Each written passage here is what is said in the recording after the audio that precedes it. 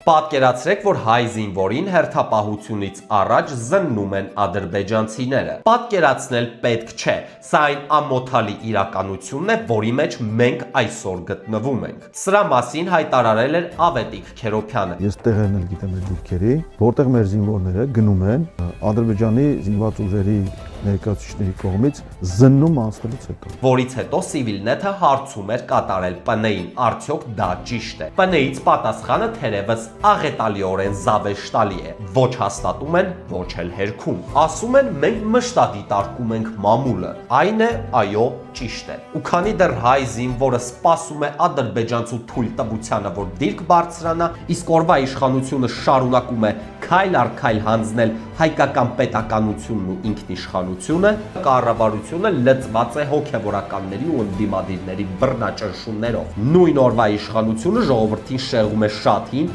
բայց եւ չափազանց արդյունավետ տեխնոլոգիայով՝ հաց եւ տեսարաններ։ Այժմ կարող եք աջակցել իմ գործունեությանը նաեւ Patreon-ում, ամսական սկսած ընդամենը $3-ից։